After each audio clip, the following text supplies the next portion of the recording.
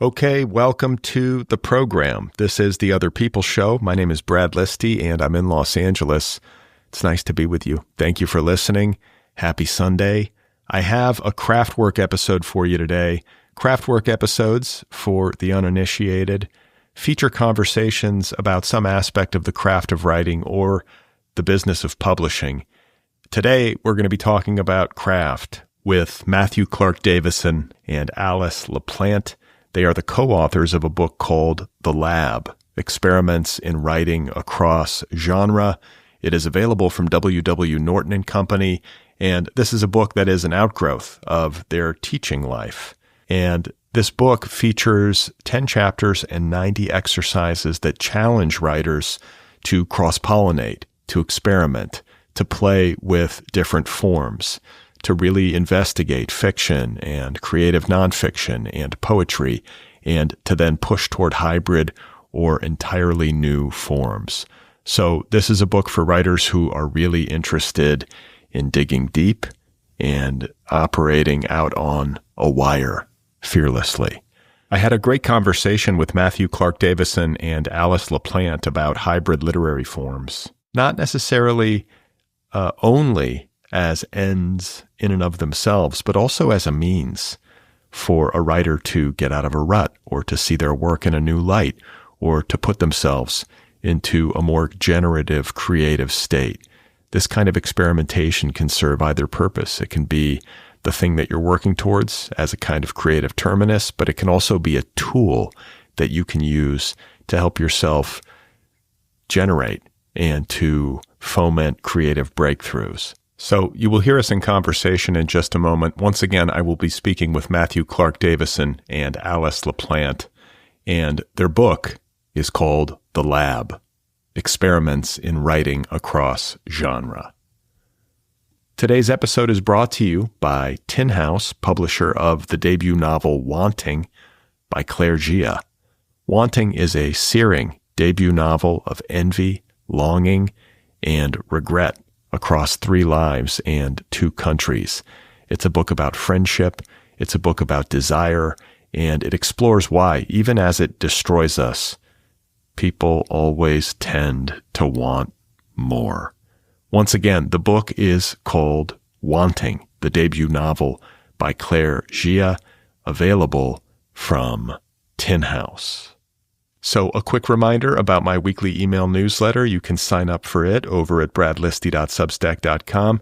It goes out once a week, and I will let you know about the latest episodes of this program. I also share a list of links to things that I've been reading and finding interesting. If that sounds good, sign up for my newsletter over at bradlisti.substack.com. Also, you can follow me on social media if you haven't done that yet. I'm on Blue Sky and Instagram. I also want to take a moment to quickly plug my new company. It is called Deep Dive, and it will be launching soon.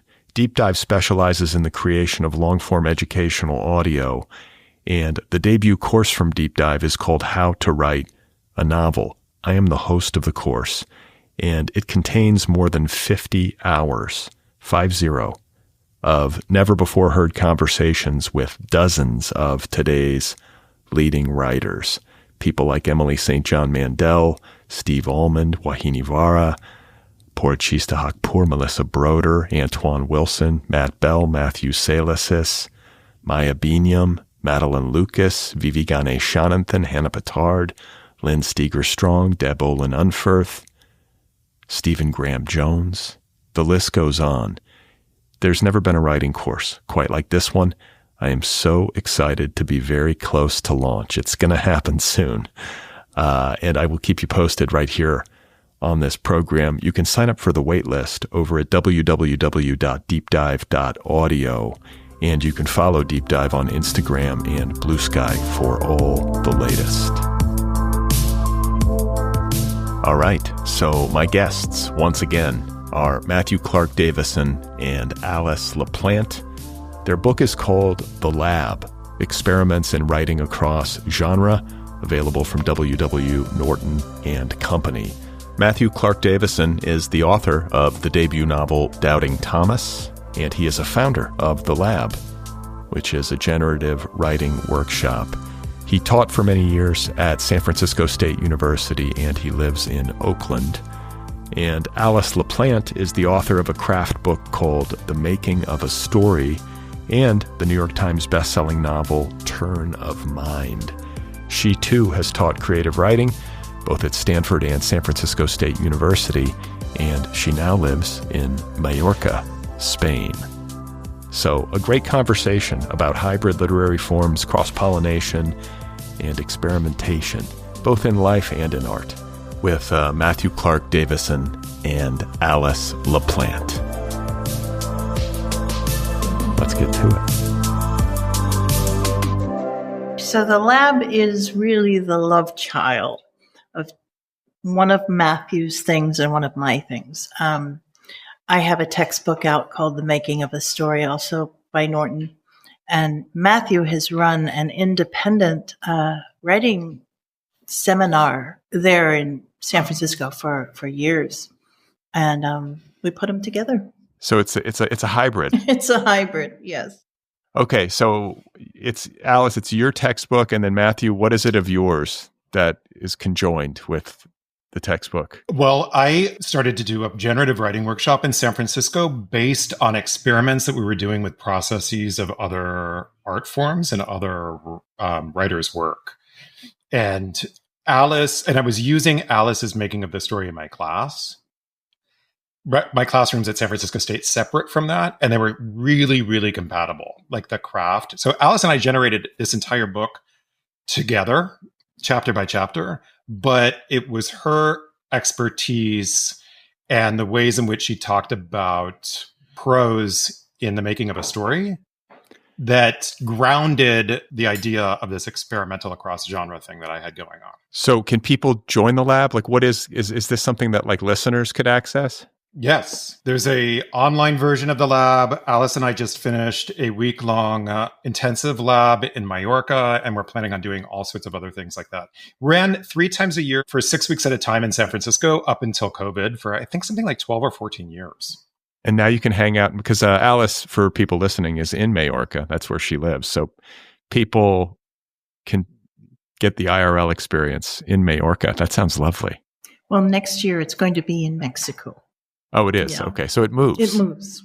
All right. Well, the subtitle of your book, The Lab, is Experimentsin Writing Across Genre. And that's, so that's right at the heart of the book, and it's right at the heart of the conversation that we're going to be having today about hybrid literary forms. And I think when it comes to hybrid forms and experimentation in any art form, but in literary art, there can sometimes be this kind of juvenile tendency to just be like, oh, I'm going to make up my own rules, or I'm not going to do all this reading and try to integrate all of these influences because it's just going to mess up my own voice and my own originality. I may or may not have been someone who said that when he was like 19 years old. I can neither confirm nor deny. But I think that if you're going to try to experiment, if you're going to try to break some new ground or hybridize in some way, you do have to be schooled and you do have to have done some of the work. And I think that for you guys in the lab, like one of the foundational like premises of the lab or approaches, like from a like educational perspective, is that you really encourage your students to read widely in fiction, creative nonfiction, and poetry. Like it's really elemental, but you have to kind of say it. If you're going to try to hybridize, you need to read in all these different spaces so that you have some working knowledge of them before you start trying to combine them and make something new. Well, okay. So yes and no for me. Yes and no. I think that what Alice and I kind of discovered in the process of making the book, The Lab, is that no matter what you do, no matter how hard you study, no matter how fluent you are in the nomenclature of any particular form of creative writing craft, or how ignorant you are of it, if you have passion, if you have what we call an obsession, if you have a sort of artistic temperament, a unique way of seeing the world. If you watch any of the competition shows for chefs and cooks, whenever there's something that normally takes a long time to cook, they put it in a steam pressure container. And, but if the meat isn't good to begin with, it's not going to be good after the pressure cooker, and it's not going to be good if you slow cook it. So I think that if a person reaches an impasse on whatever intuitively, if they read, if they're obsessed with story, if they're just following their impulses as a person that has good input, let's just assume that in a non-academic way, they're reading a lot and going out into the world and being impressed by things and then going for their story. I do believe that they can come up with something genius, and it might even take a brand new form. But so often in the academic study of creative writing, people do conflate a non-traditional form with originality. And, a boring writing is boring and good writing is good, whether it's in a traditional form or whether it's in a new form. Everything Matthew said, I agree with. And we're both from the messy school of writing. We don't believe in outlines and papers pinned to walls and diagrams. And, but in letting instinct and association and the unconscious take over. But at some point, you do have to organize your stuff. And it can become helpful to have the vocabulary to realize, and the analysis skills, to realize what you've done. Oh, I've done some slant rhyming. I didn't even know such a thing existed, but now I see I've done it and I see why it's good. Here I've done intimate third person. I didn't even know it had a name, but knowing it is good and knowing the rules, the conventions that readers will expect from me if I use that can be very helpful. And I think it's worth maybe also defining terms a little bit in a rudimentary sense before we get any further when it comes to like what it is to make a hybrid literary form. Like when it comes to literature, it would be like combining fiction with poetry with creative nonfiction. Like that's really it, right? There's nothing else to say about it, right? Oh, there's so much more to say. Okay. Well, then say it. What else does it mean? Okay. It can mean incorporating recipes, incorporating Carmen Maria Machado wrote this wonderful piece called Heinous Violence, where she wrote 224 episodes of Law and Order, a special crimes unit. They're all fictional, of course, but she put it in the form of synopses of actual TV shows. There's Jennifer Egan. She's done emails. She's done tweets. The number of containers that are out there is really huge. So it's not just like broadly speaking, combining fiction with nonfiction or nonfiction with poetry. What you're saying is that there's kind of an infinite variety of things that you could like unconventional things that you could integrate into a work of literature that could become in some way like narrative. Absolutely. Yes. And we distinguish it. We try to help writers in three different ways. We try to encourage them to really experiment, even like, let's just say you have a subject and an obsession. And you, Brad, are like, for example, you wrote, your book is autofiction. So like in your book, I remember the character of Brad Listi in the book, Brad had a dream about Oprah, right? Brad was tripping on mushrooms and Oprah visited him. Yes, during his trip, right? Yeah. And so is like okay, so if you borrowed that from memoir in order to write your novel, and let's just say that the people at your publishing house wanted to publish it as memoir, is it the truth that what you imagined while tripping on mushrooms is memoir?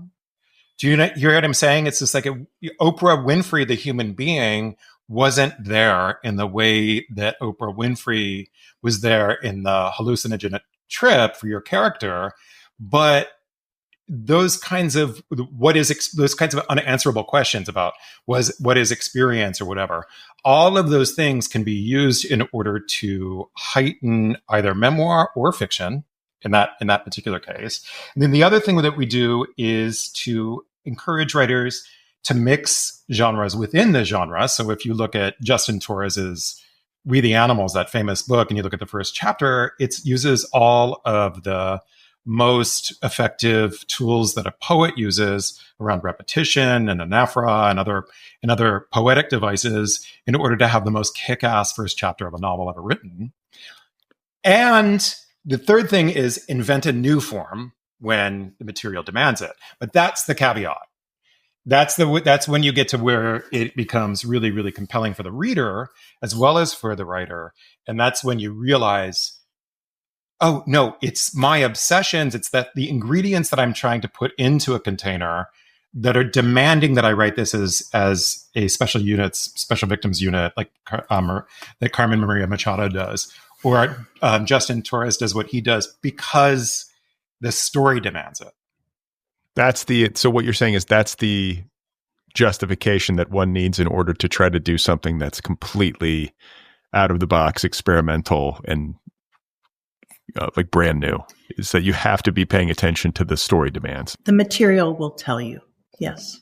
It's an easy thing to screw up, I think, right? Mm-hmm. I mean, Mm-hmm. you must see this, and as running the lab and teaching creative writing and encouraging people to work in this vein and to be cross-pollinating and drawing from different influences and trying new things. It's probably more bad than good, especially in the early drafting phase. Like, I guess, what are some do's and don'ts? To say, how do you advise people who might make a big mess of things early on, as we, most of us do when we're drafting? And then how do you take it from the mess to something more refined and something that actually works on the page and, connects with readers in a way that's not like overly tedious? I know there's space for experimental work that challenges a reader and maybe requires more effort on the part of the reader than something that's more conventional. But, it's a fine line between that and just flogging the reader with some sort of avant-garde impulse. I'm reading a novel now for a friend, and in many ways it's brilliant. But on the other hand, and it's experimental. And on the other hand, no one's going to read it. No one would read this novel in its current state. So it's the big question, really, is how, when you generate a bunch of messy stuff, no matter what genre you're in, how do you know what to keep? How do you know what to develop? How do you know what container this should be in versus that? It's the question that every writer must face. I find so much of it is intuitive. I know that can kind of be a frustrating answer, but that's how it is for me. Is that how it is for you and in the work of students that you've had over the years? Like, it can be slippery and hard to define. Like, how do you know when an experimental or hybridized work is in its form, other than to just kind of sit with it for a long time and hopefully hold yourself to a high standard? Both Alice and I have loved ones that are actual scientists. My husband's a cancer researcher. And if I think about what it is that he's doing right now in his career, and much of it he can't tell me about because of his contracts, he isn't able to talk about it in detail. But he relies on the experiments that other people have already done in order to inform every single thing that he does today. And I had dinner. It was in Mallorca, where he did the writing. He did the lab as a writer. He tried it as a writer. He wanted to branch out. And so did one of his colleagues, where he earned his PhD. And they have PhDs in things that I can't even pronounce. But I asked them at one point, in the lab, how many of the experiments actually lead to the discovery? And it's just like, it's 0.0000 something 1%. It's so many. You do it again. You iterate and iterate and iterate. That isn't to say that genius poems haven't been written in 5 minutes and wonderful books haven't been written in one draft, because I know for a fact of actual examples that have. But usually that person had some sort of pressurized life experience that got them to think about it in such detail and with such depth and with so many layers that by the time they sat down to write that draft, there was something there. And so I think that we tried to divide the book into 3 different ways. One, to encourage people who may not know exactly what their passions are to help get to them in the first part of the book. And by asking yourself, basically, we were trying to trick people into getting into their unconscious mind. Or for the people that are so overwhelmed by their obsessions, they don't know where to start. So part 1 of the book tries to do that. And then part 2 sort of says, here are the genres. This is what usually happens. Alice, I don't know if you noticed this in rereading the book, but almost every single solitary selection that you and I agreed to put in the book could arguably be in the hybrid across genre category. I was thinking that. Like even when we were talking about poems, they tended to be narrative. When we were talking about nonfiction, they tended to go on sort of flights of fancy that you might associate more with fiction or even science fiction, et cetera. And then we get to the hybrid chapter and we say, look, we want to encourage you. Once you have that obsession, once you have that thing that you're not going to betray by making superficial, then you can start experimenting with how best to put it into a container, whether that means a more traditional container or inventing a brand new one. And then at a certain point, you need to have your own bullshit meter and also separate yourself out from the commercial aspect of writing and decide for yourself, do I want this to go with a publishing company that usually does very straightforward work to sell a lot of copies? Or do I want this to be more of a self-published thing for people that have this particular interest? And it's up to you, the artist, to decide. When it comes to hybrid writing, sometimes I think writers, particularly younger writers, can make the mistake of thinking that writing in a hybrid form or an experimental mode is writing without strategy or without restraint. Restraint is kind of a necessity. You can't just be completely unbound in an experimental mode because you'll have no focus. It'll feel overwhelming, probably. Like you have too many options. You kind of need to narrow things down and you need to think strategically. The question that I guess I would ask is, when it comes to thinking strategically, like at what point typically in the process does that kind of thinking happen? Because if you're going to be working in an experimental mode, I think you need to give yourself some creative license and some permission to try things out, to make a big old mess. And then maybe in the revision stage is when you start to think strategically and more explicitly about the reader and maybe even a little bit about the marketability of the project. Right. Is that right, Matthew? Is that what you would say? I think that if that's something that's important to you, and I 100% agree, I don't want to write a single thing because that can't deliver a unit of satisfaction on an artistic level to a reader, someone who is not me. I think that the worst way to torture another human being is to tell them the 20-minute version of your dream, uncurated. Just like, have you ever sat across the table from somebody that goes into the long version of what they dreamt that doesn't even make sense to them? And it's just like, you love them, and so you listen, but really it's sort of a weird, unfriendly position to put another person in my opinion. Like, I wouldn't want to do that to somebody that I love.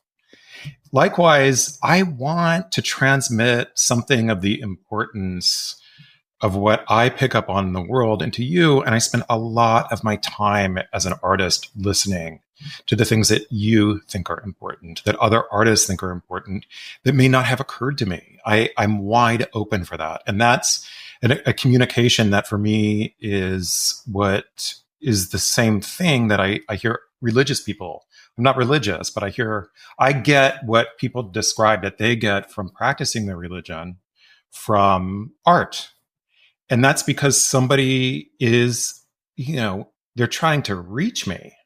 And they're assuming I'm smart, and they're assuming that I can follow, but at the same time, I don't need a decoder ring in order to know what they're talking about. So we call that like a unit of satisfaction. Like, there are people that love horror, and there's people that love mysteries, and there's people that love things that are a little bit more obscure or abstract, and for those people, you can reach them if you're willing to think critically about the choices that you've made. Alice, anything to add? Well, Philip Larkin narrowed this issue down to 3 steps. The poet, Philip Larkin. He said, first, you have to have an experience, an obsession. That's imperative. Second, you must want to communicate it, and you have to find, he calls them verbal devices, but he's basically talking about all the craft that exists across all the genres. He says you find the verbal devices that reproduce your experience or obsession for other people. It's as simple as that. Third stage, people read it. He said, if no one reads it, it may as well not exist. And I think that encapsulates everything really beautifully. If you really drill down into any piece of art, practically everything's a hybrid. Everything. Or most things are. Like I was, just to give like a popular example that might not necessarily be thought of as a hybrid, the movie Star Wars. It's just as like pop culture as it gets, as mainstream as it gets. The framework or the infrastructure of that movie is based, at least in part, on Joseph Campbell's, I think it's called The Hero with a Thousand Faces. You know, so we could make a very strong case that Star Wars is a hybrid art form that is combining, like, what is it, like anthropological nonfiction or whatever A Hero with a Thousand Faces would be categorized as, with some kind of space opera cinema. But that maybe is a lot. I think that's a lot of what makes it such a compelling story, because it has this really ingrained mythology that has a long track record. I mean, I think that's what Lucas was going for. He was trying to, write something really contemporary and poppy over this, kind of tried and true academic infrastructure. So I don't know. I just think that maybe it's not as uncommon or out there as people might think. And, anybody working can probably even look at their own work and be able to kind of peel the layers back and find all the different threads that it incorporates. Absolutely. I think that's a great example. I was thinking too about, just when you were talking, Brad, I was thinking about just language, like the English language itself. If you want to go super nerdy and zoom way out, it is hybrid. It is a combination of multiple language. Like almost every language is a combination of sounds and symbols that are putting together influences from different places and different times in order to try to make meaning. So our English language derives from Latin and Germanic languages. It's even like the minute you put your first sentence down, in a way you could argue that it's hybrid, because of that. No matter what language you're writing in, everything is influenced by something else. And eventually we just say, you can get real, if you learn about these, if you learn the craft of these more sort of tried and true, like the hero's journey, people might say, oh, that we're over that. No, if you have original ingredients to put into that container, it's going to be as great and as revolutionary as Star Wars seemed at the time, whether or not people that knew about. It's equally as pleasurable for people that knew about Joseph Campbell than people that had never heard about him. Right. Well, I mean, I'm thinking of all these different movies, but I would just say, like, as a consumer of art myself, I'm often most excited by the books and movies and music that do interesting things, like from a hybridization perspective. So, like The Big Lebowski, I think I have these influences right. It's like a stoner flick combined with like a Raymond Chandler detective story. It's like this, but that's what makes it so interesting, right? It's like these disparate things that they've found a way to combine to really great effect. And that's the fun of it. I think that's the fun of it for the reader or the viewer, whether they know it or not, as you just said. And it's definitely the fun of it as a creator, to take these different things that we love and to try to kind of mold them together into something new and exciting. Like, that's the thrill.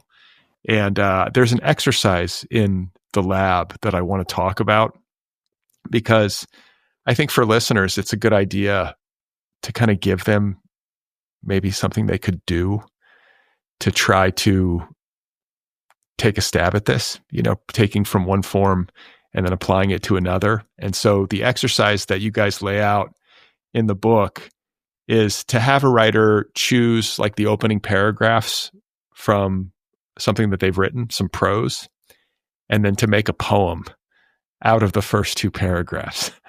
So you're kind of forcing people's hand, and just kind of making them operate in this kind of out of the box way. But can you just talk about this exercise and like what the purpose of it is? Like what does it yield? What have you seen in a workshop in the past when you have people do this? Yeah, right. The writer's name is Daryl White in the book example, and I can quickly talk about that, and then quickly answer your question, which is sort of surprising to me actually. Daryl White was working on this story about a guy who had been brought up in an orphanage, and he was seeking a job, and he had reached a certain point where it was really good. Like he was getting a lot of really positive feedback and workshop from people that read it carefully and twice and 3 times and 4 times.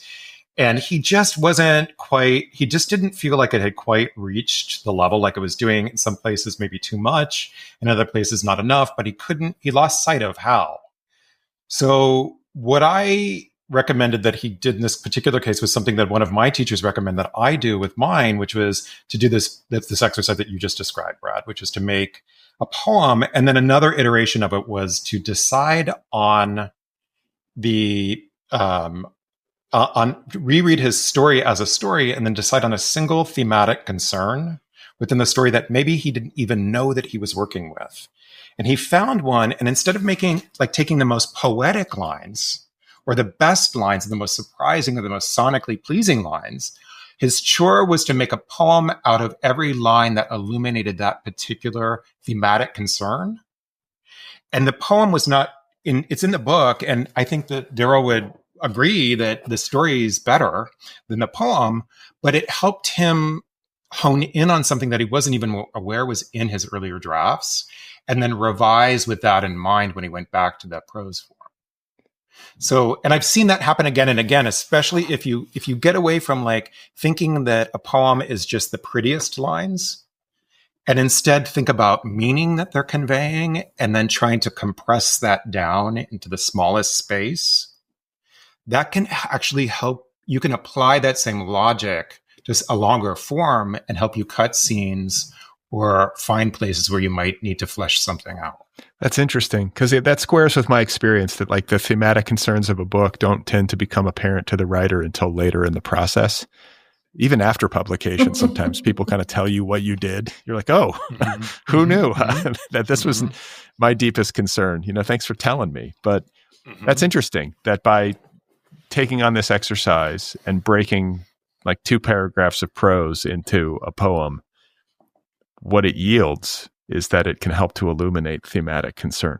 Right. And in the equal and opposite thing, we've had people that have taken something that, going back to your idea of input output, they're just obsessed with a particular writer's work. They might be a Bolano fan, or they might be a Morrison fan, or they might be they might love some particular prose, poems, and then they write a whole story for each stanza, or a whole scene for each stanza, and then discover something about what it is that they want to write in their own poems. So I want to go over some of the different, some of the major hybrid forms. As you were saying earlier, Alice, there's kind of an infinite range of possibilities when it comes to experimentation and combination. But there are some, I think, hybrid genres that we can point to that are fairly common and people often work inside of. The first of which is the lyric essay, which blends creative nonfiction with poetry, right? That's the general combination that we're operating with. And so, in terms of taking this on, the first thing you want to do is be well read in these spaces, and to pay attention to what you respond to and what you like and don't like. And then what? Just start playing around? That's pretty much it? With the lyric poem in particular, you are taking nonfiction, and you are, which is fact-based, and you are combining it with a non-fact-based genre, poetry, something that's very subjective and descriptive and everything. As we've learned recently with, I didn't read it, The Salt Path. not sticking to the facts and claiming something is nonfiction is not a good idea. So you've got the constraint of having facts that you have to present. But then you've got the ability to interpret them and put context around them and describe things that a normal nonfiction piece would not have. Lydia Yuknavitch does an amazing thing in an essay. I guess it could be a lyric essay. It's hard to classify, called Woven. And the overall scheme of the essay is that she's in a class teaching creative writing, but thinking back on a life-changing experience she had when she was just a teenager. And she goes then progressively through her life, through her marriages, through her birth of her children, in chronological order. But so the facts are there.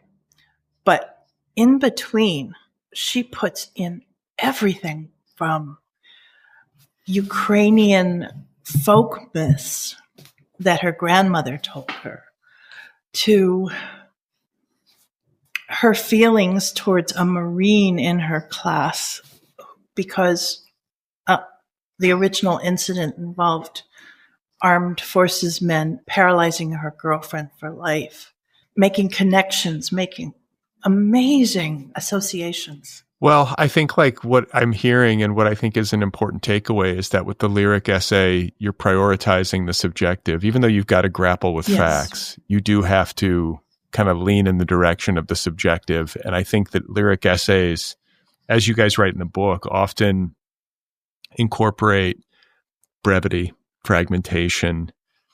They're often braided, which I love. Why do I love a braided narrative so much? This is what I will often say about a piece of writing that I really love, is that it had like really high velocity. I was like moving through it, and it was consistently surprising, and I was never bored, and didn't feel like there were any wasted words, like all these things that we tend to love in writing. I think that if you think very, very literally about why we like a braid, well, if you don't see the people that are performing from the things that spin around at the circus, like they're hanging from the ceiling with a ponytail.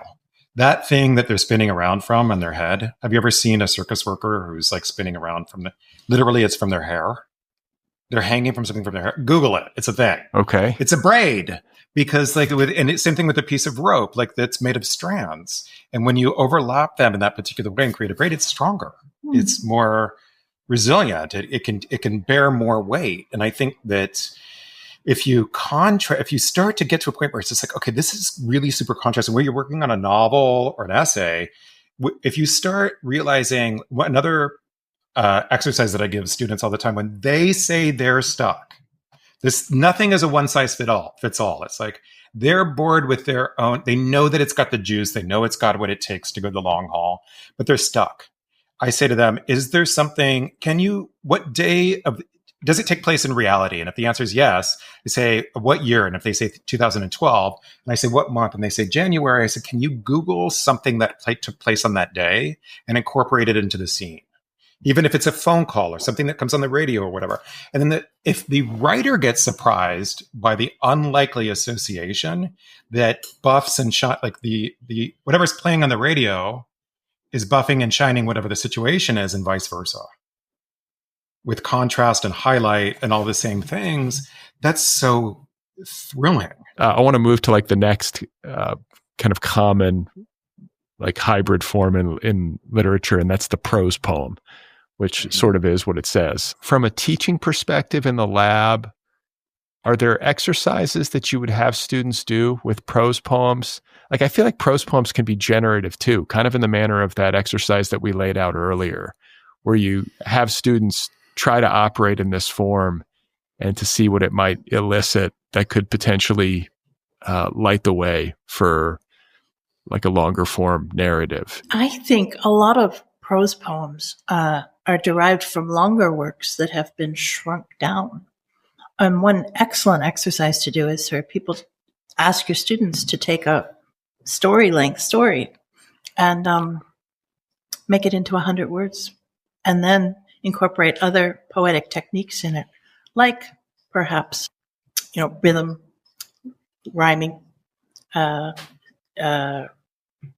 concision of language, that kind of thing. So that works really well. The thing that distinguishes prose poems is so obvious. I mean, I'm not saying anything that's not completely obvious, but is line breaks, and when I look at a prose poem, I see what looks to me like a suitcase. And when I look at a poem that, let's just say, has, just 3 or 4 words before each line break, and it looks like a tall, skinny thing, like maybe a pine tree or something, already that visually is sending a signal to my brain that's different from, one from another. And so I think that it's really, in addition to what Alice just suggested, which is take a 10-page story and make it 150 words, which is so challenging and wonderful to try. I've tried that exactly myself. It can help you really get to something, whether or not it ends up being 6 pages or the prose poem that you prefer. But also doing the same kind of thing with line breaks, take the prose poem and compare the one with line breaks to the one without. And usually, like you were saying earlier, Brad, about momentum. And what word did you use? Velocity. Sometimes a prose poem, a lot of times line breaks slow you down, and enjambment forces you to think about language in new ways. Whereas the continuous line that's just one running into another helps with pacing, and it gets you into a more immediate experience. I do know tons of people who have published prose poems who have said, I actually thought that it was a short story, but Mississippi Review took it as a prose poem. And so I said, hell yeah. You know what I mean? So I think that sometimes they get anthologized as multiple things, the same piece of work. So the last 2 kinds of hybridized literature, the last 2 categories that I want to cover are flash fiction and erasures. And flash fiction can be tricky to define. As you guys say, it's kind of always evolving, this form. There's really no rules in terms of flash. And I guess a question I would have is what is it combining? Is flash fiction what, traditional narrative fiction and poetry? Is that what it is? Is it because of its compressed form? What are the threads that we're weaving in flash fiction? Definitely narrative, because they tend to have a story to them and characters. And the condensing and the succinctness of the language would imply poetry. There's something about immediacy and drama, I would say. I would add to what Alice said and what we already said. There's something about plot. I love books that are very internal in the mind. I'm not so much interested in what I go to read. I'm not so much interested in following the character as they're running through the burning forest, which might be a plot-based way of saying something. Oh my God, are they going to survive? Those are the kinds of questions that come up in the mind for me as a reader when I'm reading something like that. I'm more interested in how does a person go on with their life having run through the forest when it was on fire? And that's more of an internal thing, and that's just a personal preference. And I think that flash fiction oftentimes focuses on the most dramatic moments in a scene and sort of blows those up in a particular way. I mean, that's saying it is probably as good as it can be said. And then erasures are a form of found poetry. You take a poem that I guess you have written or that somebody else has written, and I think most of us have seen. It's also called blackout poetry, where you sort of strike out particular lines in a strategic way so that what words remain form something new. And so the hybrid form here is poetry and editorial. It's almost like sculpture. You know what I'm saying? It almost feels like sculpture in a way, where you're kind of sculpting a new poem with your black marker out of something that is already existing. The existing poem is kind of the block of marble, if we're going to continue this metaphor. It's so fun. Oh, it's fun. Because you're constrained by the original words, but the things you can do with it is just amazing. So many of these things, as creative exercises, especially in a workshop format, but it can be something that people do on their own at home. they just help you get generative and they help you get creative. Yes. And there's something about really kind of zeroing in on hybrid forms in literature that can help you like orient yourself as a writer and an artist towards this idea of play. Like there does need to be some element of play involved in the creation of literature when you sit down to write. And for me anyway, that can easily get lost in the process because I'll be worried so much about outcomes, or I'll be stuck on some aspect of the narrative that's eluding me. And usually when you're in that mode, things aren't going to turn out well. But when you can find your way back into a more playful state of mind, where you're making kind of interesting associations and you're maybe taking yourself and the work a little bit less seriously, like that's when things can come together, or, you can get unlocked. But see, Brad, I know you well enough to know that you have opinions, right? So let's just say you had a cereal box in your kitchen that your partner buys for your kid that you have a strong opinion they shouldn't buy for their kid. If you were to go to that cereal box, never mind a poem, never mind something you wrote or something in the literary canon, if you went to that cereal box and had a black marker and you were mad that your partner bought that cereal for your kid that you don't think they should have, and started just Xing on as a way to like not say the thing out loud to get into the fight, your opinion about that cereal and the situation theoretically would emerge from what you would leave on the list of ingredients and what you would take out. Does that make sense? Yeah. I'm thinking of there's a box of Lucky Charms in our pantry right now that I have. My wife got it from I forget what it was for. We don't usually have Lucky Charms, but the fact that we do, I'm like, okay, I don't know if this is good. What's in these little marshmallows? They can't be food. It can't be food. Right.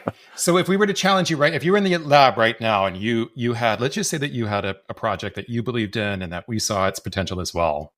And there was a father and a mother character, and the spouses love each other a lot, but they have different ideas about certain things that seem mundane, but could really endanger their relationship.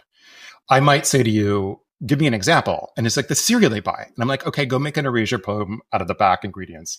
That might not ever make it into your book, but it might unlock something really absurd and really funny. And to your earlier point about taking things seriously, it's like we can survive the worst things in the world. And then other artists have shown us throughout history that there can be humor, there can be play, that's being an artist. You can take something from lived experience that was awful and you would never recommend or wish upon your loved ones, but having survived it, you get to decide how you want to use language in order to portray it. And I do think that people should have more fun in doing so. I think a great place to wrap up is to talk about maybe some of the biggest lessons you've learned from teaching the lab over the years and working with students and kind of applying this methodology to the work. Can you just talk a little bit about that? Like, what have you learned? I think we learn so much from our students, right? I hear that from teachers all the time. Mm-hmm. But what about you guys? Like going through the process and taking this approach and encouraging cross-pollination and experimentation. And what did you say earlier, Alice? You guys encourage like the messy approach, like not outlining, but just kind of like diving in and drafting. Yeah. Like, what are some of the biggest takeaways or things that you might have carried into your own work as a result of teaching in this mode? Well, I can just use my first novel as an example. My mother had dementia, and I'd been trying to write about it for years. I started out as a journalist, so I tried writing articles, factual articles, research-based articles, interviewing people, that kind of thing. Tried nonfiction essays. Nothing worked. And then I made up a story about a woman who had dementia, and it worked. One of the writers in this book that really, really, really touched and moved me recently, I mean, I've learned so much from my students over the years, mostly just what you were saying is just like, I had some pretty serious and horrible things happen in my life that led me to want to write and to reflect with words and to sort of get down a kind of history, whether it was fiction or nonfiction. I wasn't really worried about genre when I first started writing, but I needed to lighten up. And I was a joyful person as a child, and life circumstances sort of brought me away from that joy. And I wanted to get back to it. I'd always really totally appreciated Gallo's humor and pain plus distance equals funny and those kinds of formulas in theory, but I wasn't doing that. And so I'm trying to do that now. And Jacqueline Doyle, who has a very, very compelling piece in this chapter, is working on this amazing project where it's called The Lunatics Ball, the piece that we published in the book, and it's published elsewhere first. But she's working on an entire book where she just was an academic writer and she was sick of it. She has a PhD in English literature. She was sick of it and she wanted to have more fun. But the subject matter that she was talking about, which was her own bipolar disorder, her aunt's suicide, a dearly beloved person that died very young at 47 in her life, the kinds of circumstances that were surrounding her mother's generation, deeply serious literary concerns and life concerns that she seemed to just give herself full-fledged permission to imagine scenes of, like, the Lunatics Ball refers to a actual dance that they used to have in an insane asylum, perhaps for what was called then an insane asylum, for perhaps what was a fundraiser. And then she's just imagining the characters there and including that in a lyric essay. And each one of her essays is a little bit different from the one before it. I was in a writing group with her, and that's how I learned about them. And I've read all of her published pieces, and there are several. And I just thought, God, I could be having a lot more fun. And so I'm really trying to apply that myself to the memoir that I'm working on. Well, the book is called The Lab, Experimentsin Writing Across Genre. I really appreciate you guys taking the time to talk with me, especially you, Alice, over there in Mallorca. I don't know what time it is there, but I'm sure it's late. So I appreciate the time, and I wish you both well. Thank you, Brad. Thanks for having us. Thanks for all that you do for our literary communities. Yes, thank you so much. All right, there we have it. That was my conversation with Matthew Clark Davison and Alice LaPlante. Their book is called The Lab, Experimentsin Writing Across Genre, available from W.W. Norton and Company. You can find Matthew online at MatthewClarkDavison.com, and you can find Alice at AliceLaPlante.com, and I'm sure they're on social media. Track them down. One more time, the book is called The Lab, Experiments in Writing Across Genre, out there now from W.W. Norton and Company. Don't forget to subscribe to The Otherppl Show. If you haven't done that yet, hit the subscribe button on Spotify or Apple Podcasts or wherever you listen.